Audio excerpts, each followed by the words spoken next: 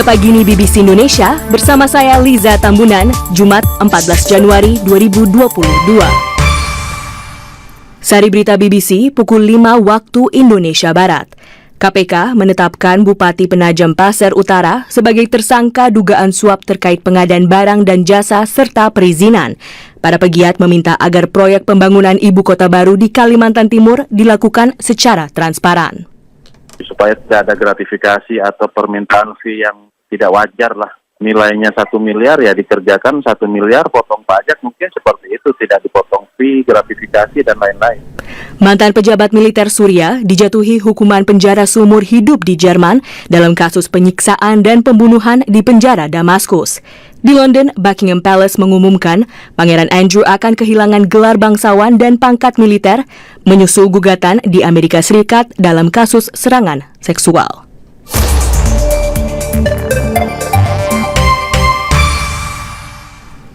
Berita selengkapnya, Komisi Pemberantasan Korupsi (KPK) menetapkan Bupati Penajam Pasir Utara, Kalimantan Timur, Abdul Ghafur Masud, sebagai tersangka dugaan suap terkait pekerjaan, pengadaan barang dan jasa serta perizinan.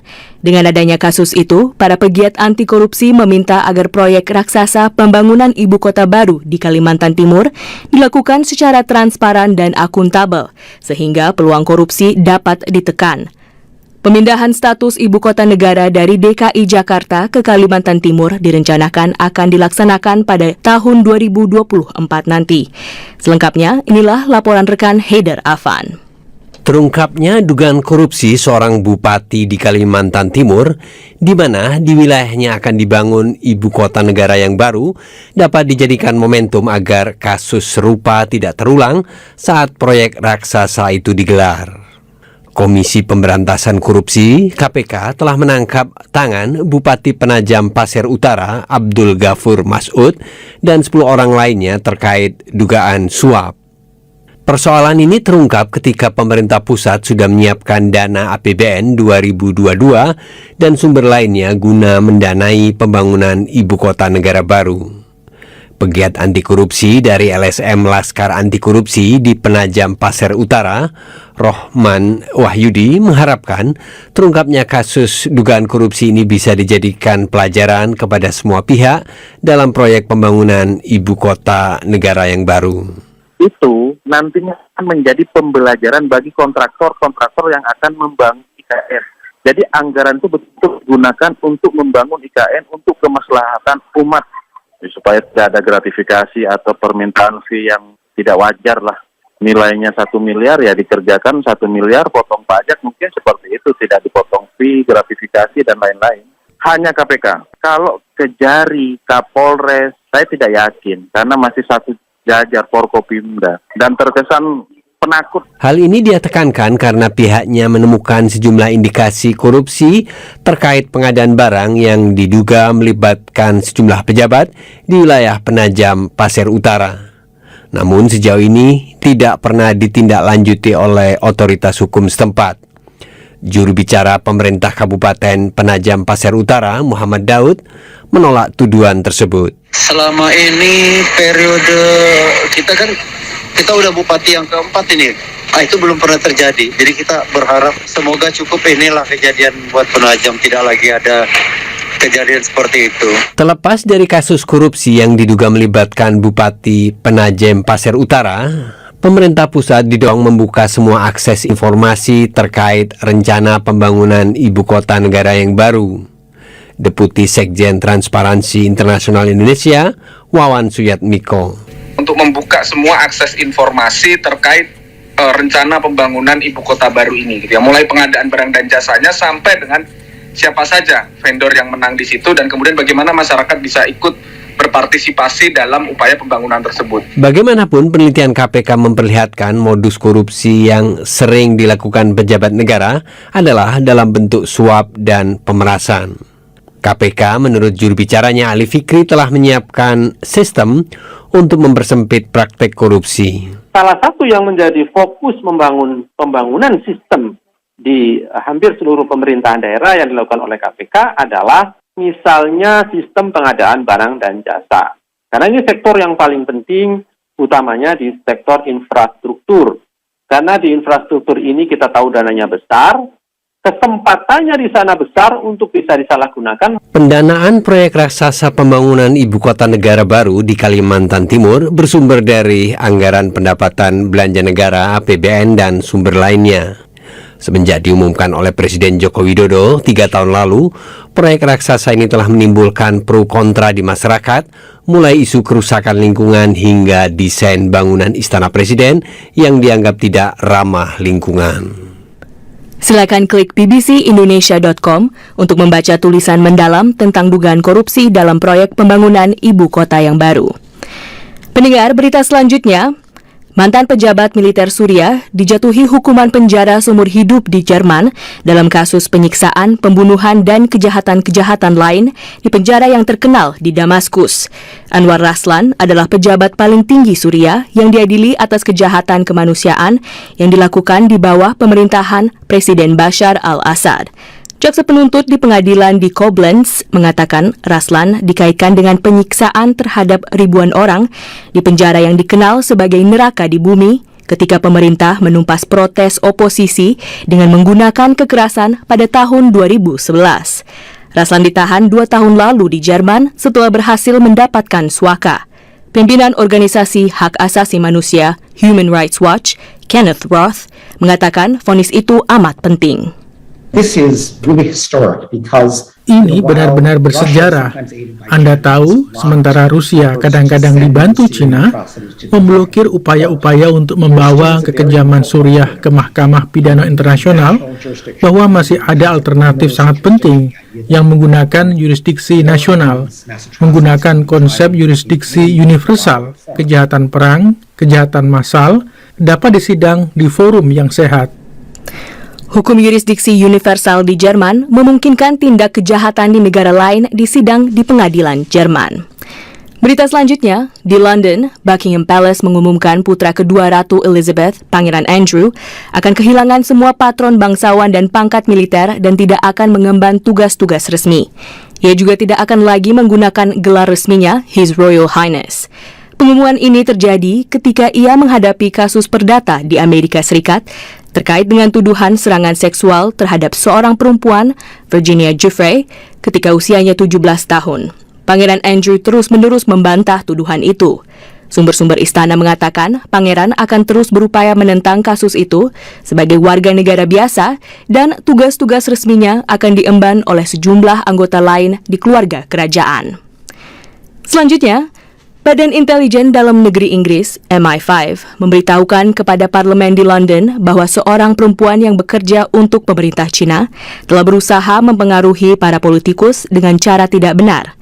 Ketua Majelis Rendah Parlemen, Lindsay Hoyle, mengatakan MI5 menemukan perempuan yang bernama Christine Ching Kwei-lei terlibat dalam hal yang disebut sebagai kegiatan atas nama Partai Komunis Cina. Dalam surat kepada para anggota parlemen, Sir Lindsay mengatakan Christine Ching Kwei-lei memfasilitasi bantuan keuangan kepada sejumlah anggota parlemen aktif dan berbakat dari orang-orang asing yang berbasis di Hong Kong dan China. Peringatan kategori jarang yang dikenal sebagai peringatan campur tangan tersebut tidak berisi tuduhan mata-mata.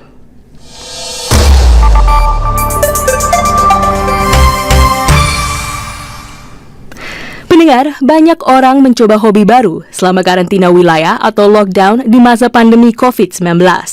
Seorang remaja putri di Wales mulai belajar melukis saat lockdown dan sekarang karyanya terjual sampai puluhan juta rupiah. Wartawan BBC Thomas Morgan menemui remaja itu dan berikut laporannya dibawakan oleh Pijar Anugrah.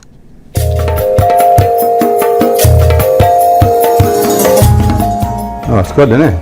6 out of 10. Well, I'll give a 10 for that. Inilah respons Bernard ketika pertama kali melihat lukisan potret dirinya. Lukisan itu menggambarkan wajahnya saat sedang tersenyum. Dia sangat menyukainya dan memberinya nilai 10 dari 10. He's got the greenest fingers ever. He can grow anything he wants. Lukisan itu adalah karya terbaru dan terfavorit dari cucu kesayangan Bernard, Mackenzie Beard, yang baru berusia 14 tahun. I think it's really nice that he's like laughing. Saya rasa bagus sekali di lukisan ini. Kakek seperti sedang tertawa.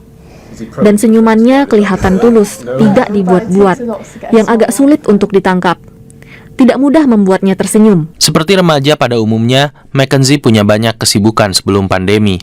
Dia bermain sepak bola, bermain hoki di level nasional, dan bekerja sebagai penjaga pantai di waktu senggang. Namun, ketika Inggris menerapkan lockdown karena COVID-19, semua kegiatan sekolah dan olahraga berhenti untuk sementara. Remaja putri itu butuh cara lain untuk mengekspresikan dirinya, dan dia melakukannya dengan karya seni. This is the first painting I did. Lukisan pertamanya, seorang anak berkulit gelap yang tersenyum sambil membawa barang di atas kepalanya, selesai hanya 3 bulan setelah dia mulai belajar. Mackenzie mengaku baru pertama kali ini memegang kuas, padahal ibunya sendiri adalah seorang seniman. Ketika ditanya apakah sang ibu memberi tips, Mackenzie menjawab tidak sama sekali. Has she been giving you tips? No, none at all. No, actually. Teacher. Tanpa disangka-sangka, kepopuleran Mackenzie melejit karena media sosial.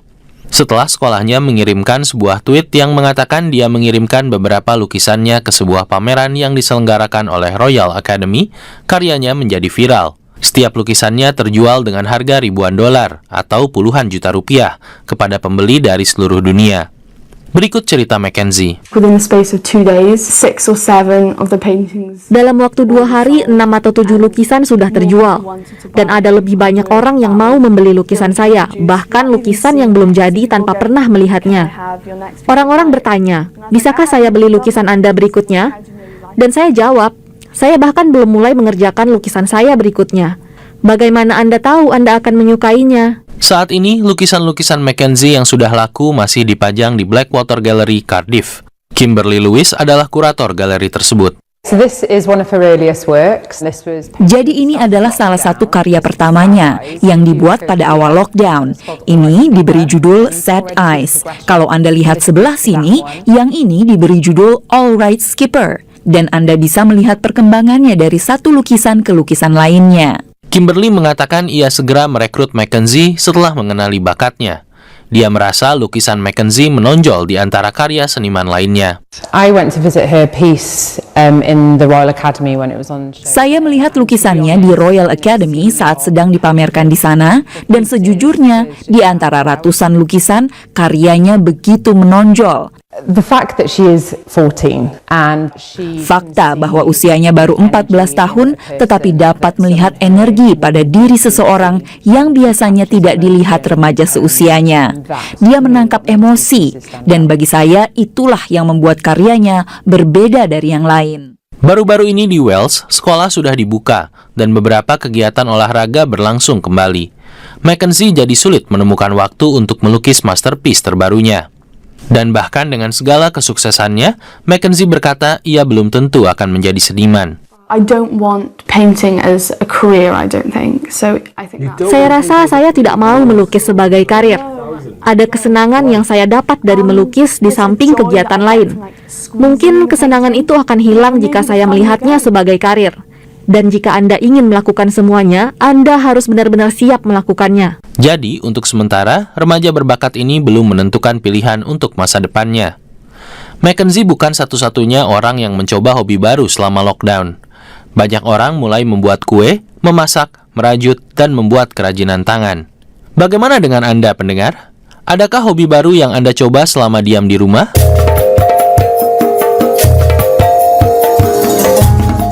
Demikian majalah udara pagi ini. Untuk cerita menarik lainnya, terus ikuti Dunia Pagi Ini BBC Indonesia dari hari Senin sampai Jumat. Saya Pijar Anugrah, undur diri. Salam.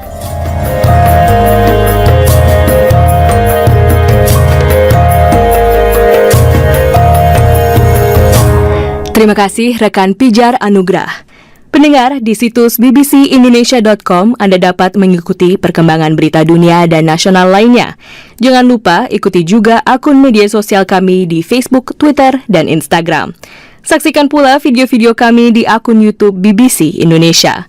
Terima kasih telah mendengarkan Dunia Pagi Ini BBC Indonesia bersama saya Liza Tambunan. Tetap jaga kesehatan dan sampai jumpa.